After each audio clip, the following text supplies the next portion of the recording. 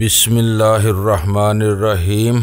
गुमनाम हीरो के मुअज़्ज़ज़ नाज़रीन, अस्सलामु अलैकुम। आइए चलते हैं कहानी की तरफ। मैं समझ गया अव्वल खान ने बेसब्री के साथ कहा, लेकिन कर्नल जैसी जॉन से जफर का क्या ताल्लुक था? जफर इसके लिए 3 बरस पहले तक काम करता रहा था। इसका कहना है कि वो कर्नल जैसी जॉन्स को छोड़कर ही STF में आया था। इसे ढूंढकर ये जॉब पेश किया गया था और ये सब तुम्हें वीरा ने बताया था। अव्वल खान की हैरत बढ़ती ही जा रही थी। इसने मुझे खुफिया तौर पर कुछ नहीं बताया। ये तमाम बातें मुझे जफर और वीरा की गुफ्तगू से मालूम हुई थी और ये तमाम गुफ्तगू मेरी ही मौजूदगी में हुई थी। लेकिन इस वक्त वीरा कहाँ थी? इसे ये बातें कैसे मालूम हुई? अव्वल खान ने बेताबी के साथ पूछा। वो बोगोटा में कर्नल जैसी जॉन्स के दस्ते रास्त एस्टन की दाश्ता हुआ करती थी। वहाँ इसने वेरोनिका का नाम इख्तियार किया हुआ था। जफर को वो तमाम बातें याद थी। वीरा ने तो इसे पहचानते ही इस पर पिस्तौल तान लिया था, लेकिन बाद में जब तमाम गलत फहमियाँ रफा हो गयी तो जफर इस पर लट्टू हो गया था। वीरा को कोयटा जाने वाली प्रवास पर इसी ने पहुँचाया था। वीरा ने भी इसे रुझाने और घिसने में कोई कसर नहीं छोड़ी थी। हालांकि उम्र में वो वीरा से बहुत बड़ा है, इसे मोहतात रहना चाहिए था। अव्वल खान आहिस्तगी से बुड़बुड़ाया तो उसकी आंखें किसी गहरी सोच में डूबी हुई थी। तुम यकायक कुछ फिक्रमंद नजर आने लगे हो, क्या बात है? मैंने इसके चेहरे का बगौर जायजा लेते हुए पूछा।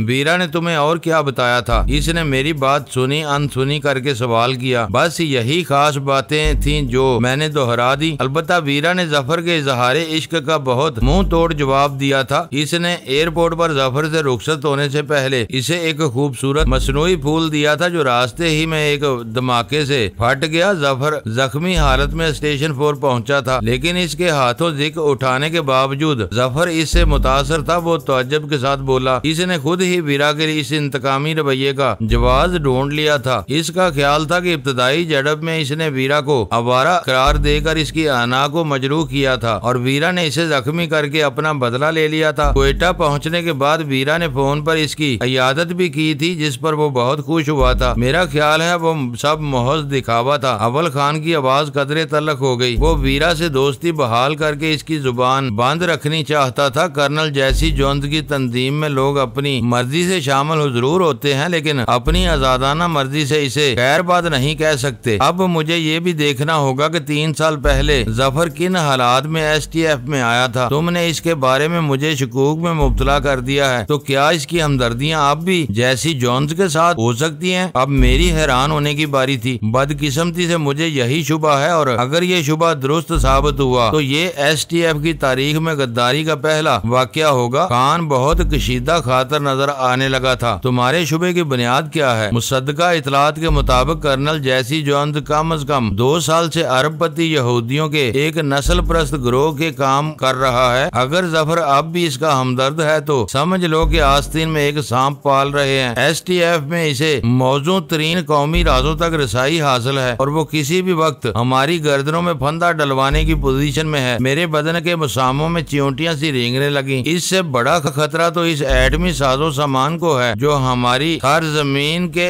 जेरे जमीन गोदाम में उतारा गया है। जफर ने वो जगह न देखी, लेकिन इसे इतना जरूर मालूम है कि दश्ते लोथ से आने वाला कारवां सरहदी पहाड़ों में रुपोश हुआ था। मैंने जफर का नाम आने पर अव्वल खान से इसके बारे सरसरी सा जिक्र छेड़ा तो मेरे वहमों गुमान में भी नहीं था कि किसी संगीन मौजू पर बात कर रहा हूँ, लेकिन वहाँ मामला ही कुछ और था। मुझे हैरत इस बात की थी कि जफर ने कराची में अपनी तैनाती के दौरान में मुझे अपनी नीयत पर शुबा करने का कोई मौका नहीं दिया था। अगर वो बदस्तूर कर्नल जैसी जॉन्स के लिए काम कर रहा था तो वो वाकई बहुत बड़े चक्कर में था। छोटे मोटे राजों की पासदारी करके इसने मुनासिब वक्त और मौका के लिए STF में अपना मुकाम बना लिया था। मैं इस मामले में 1 मिनट भी जाया नहीं कर सकता। अव्वल खान ने इस्तरारी अंदाज में कहा। अगर वो गद्दार है तो हमारे लिए एक एक लम्हा कीमती है। बाकी मसाइल बाद में भी तय किए जा सकते हैं। उसने फोन का रिसीवर उठाया और एक नंबर मिलाने लगा जिसकी इब्तिदा 0 से हुई थी, यानी वो कराची से बाहर किसी से बात करना चाह रहा था। फोन पर राब्ता होते ही अव्वल खान के चंद इब्तदाई कलमात से अंदाजा हो गया कि वो अपने किसी आला अफसर से बात कर रहा था। मेरी अव्वल खान की दोस्ती अपनी जगह थी, लेकिन STF और इसके अंदरूनी मामलात बड़ी हद तक कौमी सलामती के जिम्मे में आते थे। मुझे इनसे अलग थलग ही रहना चाहिए था।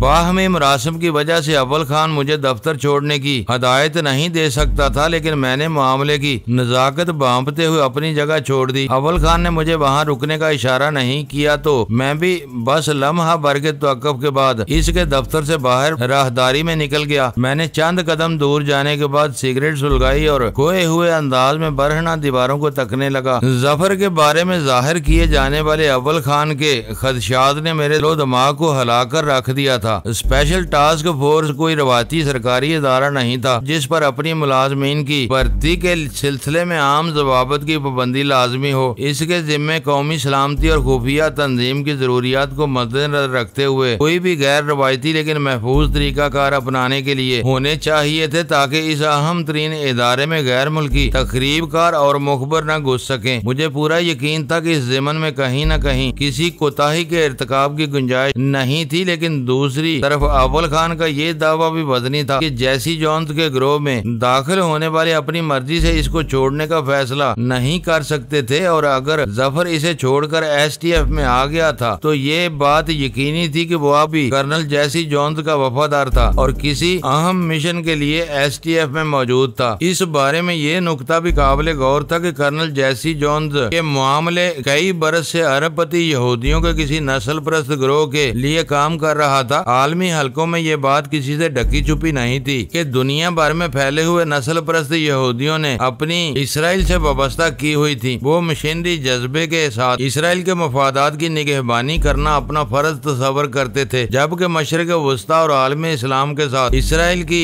जरा भी नहीं बनती थी। इसी चक्कर में इसराइल के हुक्मरान पाकिस्तान के साथ प्रकाश रखते थे और आए दिन इसके खिलाफ रेशा दबानियों में मसरूफ रहते थे। अगर उन्होंने अपने किसी मजमूम मंसूबे की तकमील के लिए जफर को स्पेशल टास्क फोर्स में पहुंचाया था तो ये बहुत खतरनाक बात थी। कर्नल जैसी जोन्स और इसके दहशतगर्द ग्रोह के बारे में मेरी मालूमात न होने के बराबर थी। इस बारे में वीरा बहुत कुछ बता सकती थी या फिर अव्वल खान के दावे को मनोअन तस्लीम कर लेना जरूरी हो जाता था। इन दोनों में से किसी को भी जफर के बारे में झूठ बोलने की कोई जरूरत नहीं थी, लेकिन जफर के किरदार के बारे में अव्वल खान के वाज़ेह शुबहात मेरे दिल में सिर्फ इस बिना पर बुरी तरह खटक रहे थे कि शराफत और दयानत या बदमाशी और बेईमानी से कतई नजर कोई भी पाकिस्तानी हुआ इसका जज्बा वतन परस्ती कितना ही कमजोर क्यों न हो, कम अज कम दो बातों पर कोई गंदा समझौता नहीं कर सकता था। मेरी निगाह में वो दोनों नकात एटमी तरक्याती प्रोग्राम और इसराइल के लिए मुखबरी पर मुश्तमिल थे। जफर कैसा ही गया गुजरा क्यों न हो, वो अपने मखसूस माजी की बिना पर जिल्लत और बेजमीरी की इस सतह तक नहीं गिर सकता था जहाँ वो दोनों ही खतरात हो सकते थे। जफर के बारे में वो तस्वर मेरे लिए सुहाने रूप बना हुआ था और मैं सिगरेट फूंकते हुए वीरान राहदारी में बेचैनी के साथ टहलता रहा। मुझे पहचानने वाले एक कारकुन ने मुझे खाली कमरे में बिठाने की पेशकश की, जिसे मैंने इज़्तिरारी तौर पर मुस्तरद कर दिया। मैं तो बस अव्वल खान की फोन कॉल खत्म होने का मुंतजर था ताकि इससे फौरी तौर पर जफर के मामले पर गुफ्तगू को आगे बढ़ा सकूं। ईरान से जमीनी रास्ते से पाकिस्तान आने वाले एटमी साजो सामान और आलात की 600 टन वजनी खेप को हमने वीरा की मदद से तबाही से बचाया था। इस अहम तरीन मिशन में हम सब ही का कोई न कोई किरदार था, लेकिन असल और फैसला कुन रोल वीरा ने ही अदा किया था। अगर वो एक सुपर ताकत की तरफ से शी की आला तरीन सफों से आने वाली हदायत को नजरअंदाज करके धमाका खेज ट्रेलर को बरवक्त बाकिया कारवां से अलग न कराती तो ब्लू क्रॉस डील का अहम तरीन मंसूबा दर्दनाक साजिश की भेंट चढ़ सकता था। इस पूरी कार्रवाई में जफर का इसके अलावा और कोई अमली किरदार नहीं था कि इसने वीरा को मेरे फ्लैट से एयरपोर्ट तक पहुंचाया था। इसके अलावा वो बस मुख्तलिफ खबरें ही मौसूल करता रहा था। इसे इब्तदा से आखिर तक हर बात का इल्म था और वो चाहता तो अपने आकाओं को वीरा के अजाइम से आगाह करके इसकी कोशिशों को खाक में मिलाने का बंदोबस्त कर सकता था। अगर अव्वल खान के शुबहात दुरुस्त थे तो ब्लू क्रॉस डील में वीरा के किरदार के बारे में जफर की खामोशी बहुत ही पूरे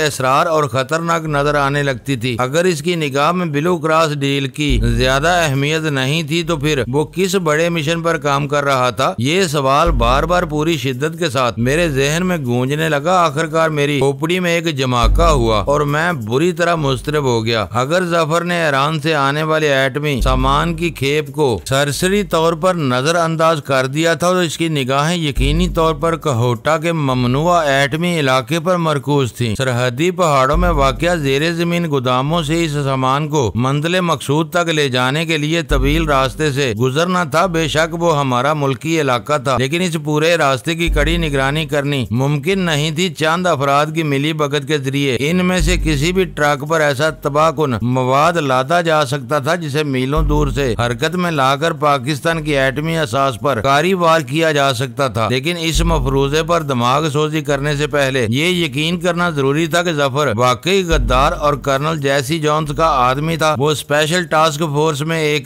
कुलीदी अहदे पर फायज था और अपने इख्तियारात से काम लेते हुए कारवां की नकलो हरकत के किसी भी अगले मरहले पर कोई तकरीबी कार्रवाई कर सकता था। ब्लू क्रॉस डील और इससे भी आगे पाकिस्तान की शोहरा आफाक एटमी तनसीबात को किसी भी इम्कानी खतरे से बचाने के लिए ये अमर नागजीर हो चुका था कि जब तक जफर की नेक नीति या बदनीति के बारे में कोई शहादत हासिल न कर ली जाए, इसके इख्तियारात इस हद तक जरूर सलब कर लिए जाएं कि इसे ईरानी साजो सामान मुंतकिल करने वाले ट्रकों की नकलो हमल या रास्ते में दखल अंदाज होने का मौका न मिल सके। मैं फ्लैट से रवाना हुआ तो ये इरादा था कि अव्वल खान के साथ देर तक इधर उधर की बातें करके अपने दिल की भड़ास निकालूंगा, लेकिन इसके फोन पर माफिया के हबीब जवानी के साथ बात करने के बाद ही इत्तफाकन जफर का जिक्र निकल आया और फिर वही मौजू मेरे जहन पर बुरी तरह छाता चला गया। इसी वक्त अव्वल खान अपनी फोन कॉल से फारग होकर अपने दफ्तर से बाहर निकल आया। बाहर क्यों टहल रहे हो, अंदर ही आ जाओ, मेरी फोन कॉल खत्म हो गई है। तुम्हें आजादी के साथ बात करने का मौका देने के ख्याल से बाहर आ गया था। आ गए तो अच्छा किया, वो हंसते हुए बोला। अंदर बैठे रहते तो कोई फर्क न पड़ता। क्या रहा? मैंने कुर्सी संभालने के बाद टटोलने वाले लहजे में सवाल किया। मैंने जफर के बारे में अपने कमांडिंग ऑफिसर से बात की है, वो मुझसे मुत्तफिक नहीं है। तुम लोगों के सिस्टम में किसी गद्दार का गुस्सा आना अनहोनी सी बात लगती है, लेकिन मैं अपने शुबहात के बारे में पूरी यकीन हूँ। वो पुरएतमाद लहजे में बोला। अगर तुम्हारे शुबहात में जरा सी भी जान है तो फौरी तौर पर इख्तियारात से महरूम किया जाना नागजीर नजर आता है, ताकि ब्लू क्रॉस डील को खराब न कर सके। मैंने अपने दिल की बात इसके सामने बयान कर दी। मेरी भी यही कोशिश थी, मैंने अपनी बात आगे तक पहुंचा दी है। अब फैसला करना ऊपर वालों के इख्तियार में है। मेरा तो ख्याल है कि वो ब्लू क्रॉस डील से भी बड़े चक्कर में है। इसे इतना वक्त मैसर था कि वीरा को राह से हटाकर किसी और को दश्ते लौत वाले मिशन पर मामूर किया जा सकता था। मुझे हैरत के साथ खुशी भी हुई कि इसकी और मेरी सोच में यकसानियत थी। यही नुक्ता मुझे भी परेशान कर रहा है। अगर जफर की वफादारियां अब भी कर्नल जैसी जोन्स के साथ हैं, तो फिर वो किसी बहुत बड़े चक्कर में है। कर्नल जैसी जोन्स का कोई आदमी इससे मुनहरफ या किनारा काश होकर जिंदा नहीं रह सकता। इसने मेरे तरद्दुद पर बिल इसरार कहा। इसलिए तुम अगर मगर की बात छोड़ दो। मैं किसी भी तरह इस इल्जाम को हजम नहीं कर पा रहा, मगर फिर भी खौफजदा हूँ। इन अरबपति यहूदियों के बारे में बहुत कुछ जानता हूँ। वो नस्ल परस्त खुद को डेविड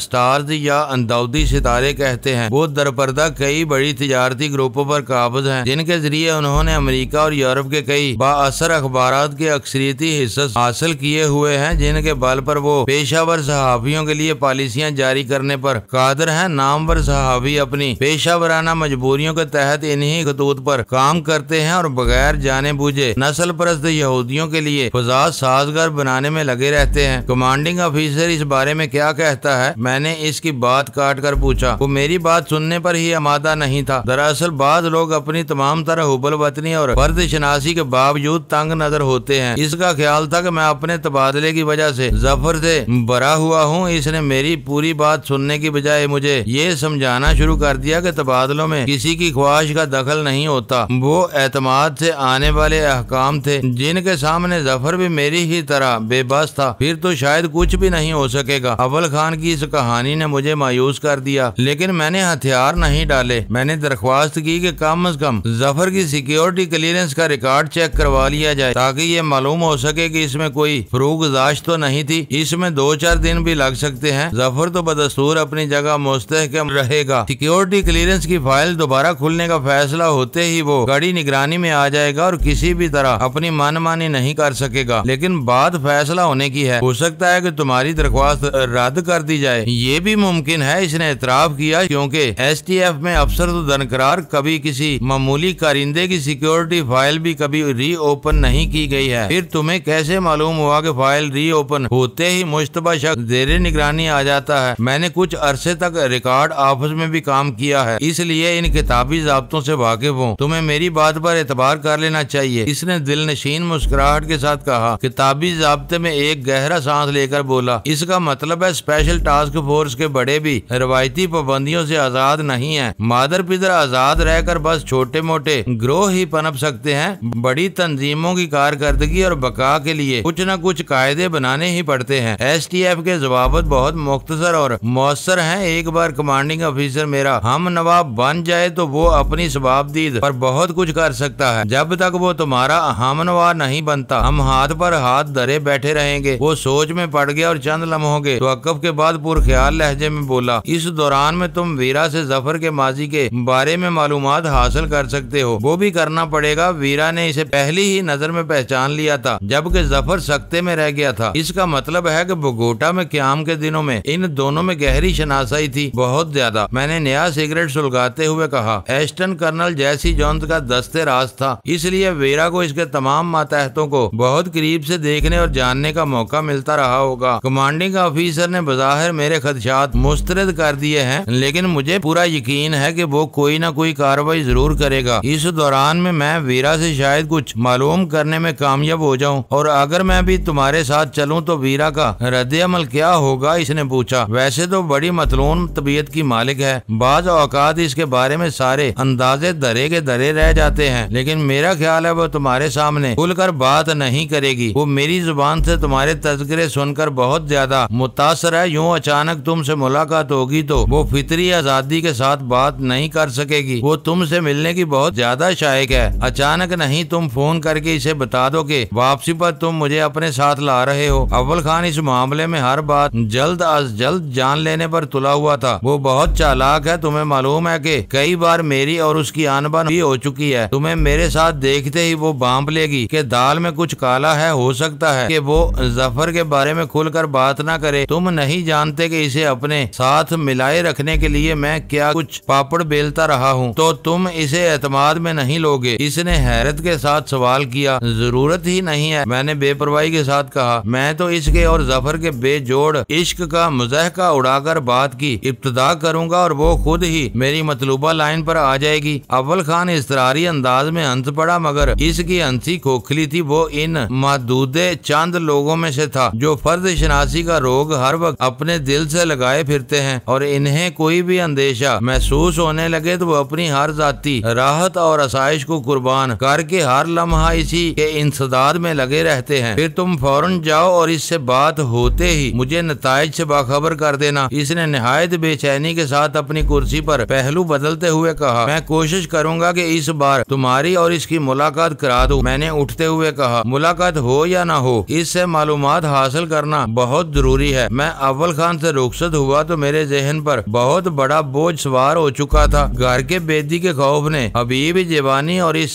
से किए हुए वादे को जहन से बिल्कुल ही महव कर दिया था। मैं 10 बजे के करीब फ्लैट पर वापस पहुंचा तो मेरे लिए गजाला ही ने दरवाजा खोला। दरवाजा खुलते ही मुझे ड्राइंग रूम से सुल्तान शाह की तलख व तुर्श आवाज सुनाई दी। मैंने आंखें चढ़ाकर इस्तफसार तलब निगाहों से गजाला की तरफ देखा तो वो अपना सर झटक कर मुस्कुरा दी। सुल्तान शाह बिला वजह ही वीरा से उलझ पड़ा है और वो इसे मुसलसल चढ़ाए जा रही है। मुझे ड्राइंग रूम में दाखिल होता देखकर सुल्तान शाह शेर हो गया और इसने अचानक ही उछलकर अपनी जगह छोड़ दी। बहुत हो गई, अब मैं इस घर में ज्यादा दिन नहीं रह सकता। किसी बूढ़ी घोड़ी की तरह बिदकने की जरूरत नहीं। वीरा की खुश्क आवाज उभरी, मुझे बताओ, मैं खुद तुम्हें नए अस्तबल में छोड़ कर आऊंगी। सुल्तान शाह चिरागपा होकर बराह रास्त मुझसे मुखातब हो गया। तुम अपनी चहेती की बकवास सुन रहे हो? इसे बताओ कि घोड़ी कौन है? इसे हर वक्त उछलने कूदने और नाज नखरे दिखाने का शौक है जो मेरी बर्दाश्त से बाहर है। मैं अभी इसकी गर्दन मरोड़ दूंगा। आखा, वीरा ने मेरी तरफ घूमकर शोखी के साथ अपनी आंखें मटकाई। तो आप भी तशरीफ ले आए, किसी को कुछ बताए बगैर सुबह सुबह कहाँ निकल गए थे?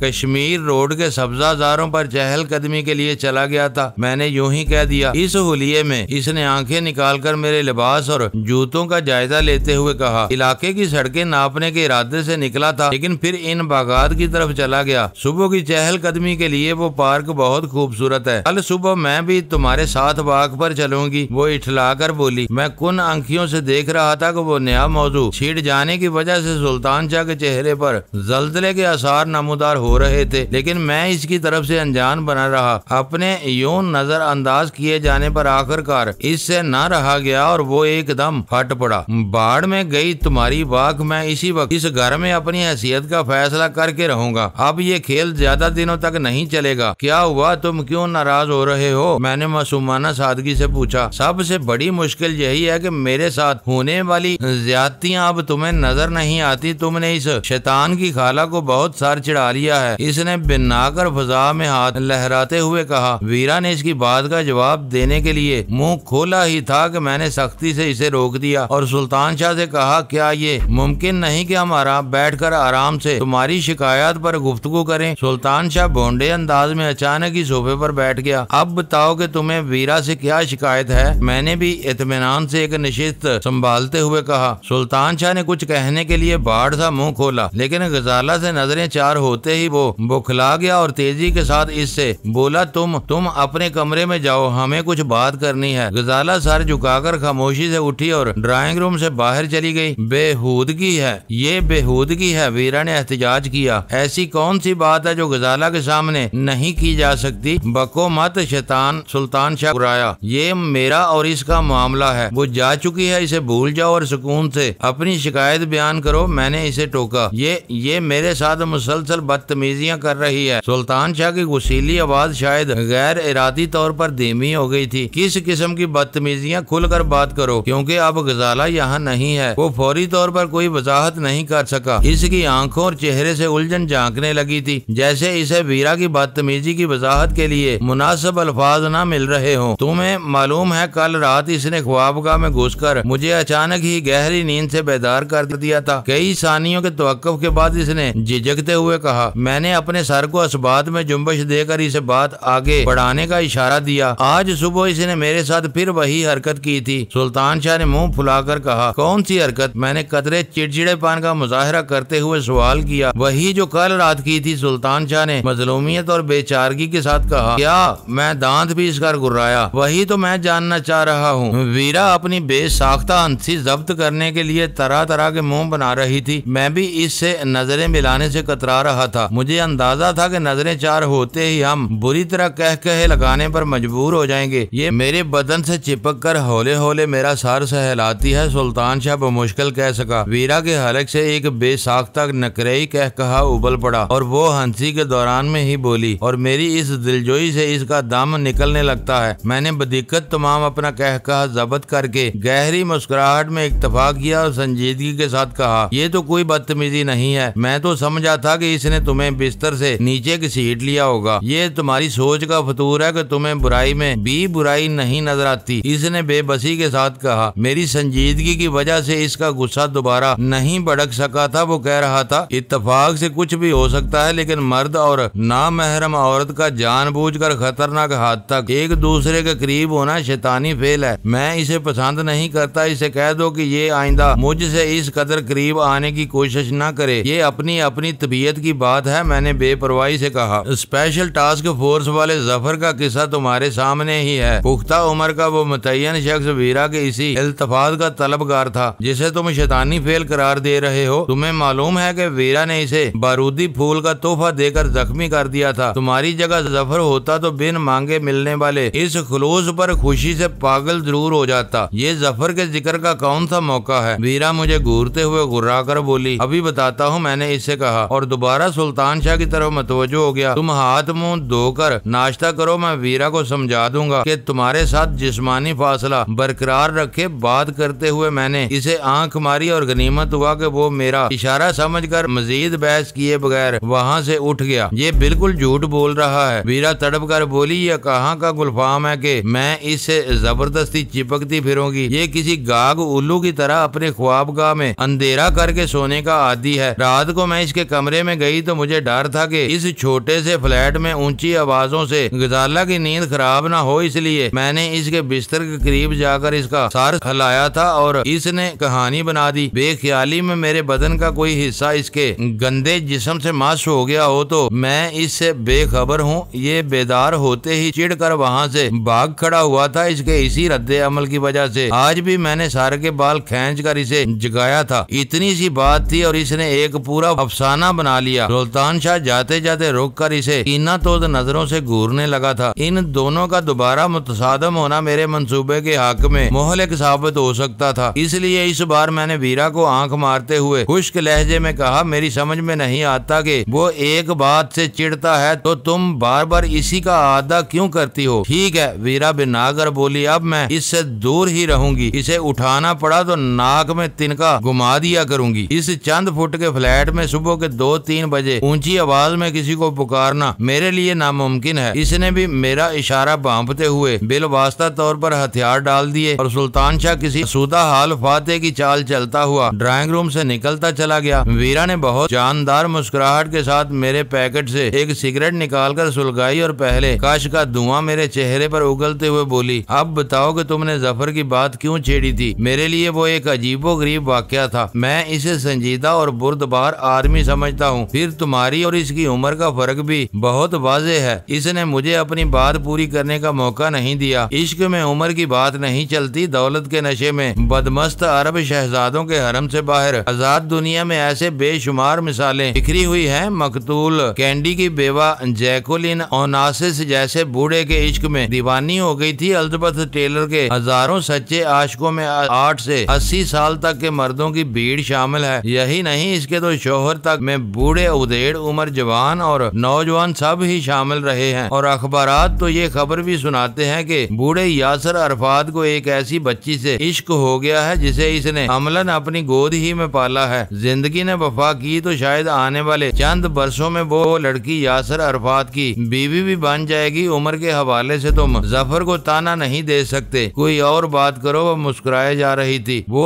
STF का एक जिम्मेदार अफसर है, मैंने कहना चाहा, लेकिन इसने दोबारा मेरी बात उचक ली। हाँ तो ये कहो ना कि तुम अपने एक हीरो का मेरे सामने झुकना बर्दाश्त नहीं कर सके। वो खुश होकर बोली, तुम मशरकी लोग बहुत ज्यादा मुतसब और तंग नजर होते हो। जिसे चाहने लगते हो इसे अचानक ही देवी देवताओं के दर्जे पर फायज कर देते हो। फिर इसकी इंसानी लग्ज़िशों पर मार मार कर उसका प्लेथन निकाल देते हो। तुम जो चाहो समझ लो। मेरे लिए वो एक गैर मामूली वाकया था, इसलिए मेरे जहन से चिपक कर रह गया। इसके लिए तुमसे इजहारे इश्क का बेहतरीन मौका वो था जब वो बगोटा में तुम्हारे साथ था। इस वक्त वो इतना उदेड़ उम्र भी नहीं रहा होगा। इश्क के लिए सिर्फ जज्बे ही काफी नहीं होते, घुटने भी मजबूत होने चाहिए। मुअज़्ज़ज़ नाज़रीन, लाइक करें, शेयर करें और कमेंट्स बॉक्स में पाक आर्मी जिंदाबाद, पाकिस्तान पाइंदाबाद का नारा ज़रूर दर्ज करके अपने मुल्क पर फ़ख्र करें और पाकिस्तान की बुनियादें मजबूत करने में अपना किरदार अदा करें। वीडियो देखने का शुक्रिया। मुअज़्ज़ज़ नाज़रीन, अपना ख्याल रखिएगा और हमारे चैनल का भी। ISI पाक आर्मी जिंदाबाद, पाकिस्तान पाइंदाबाद।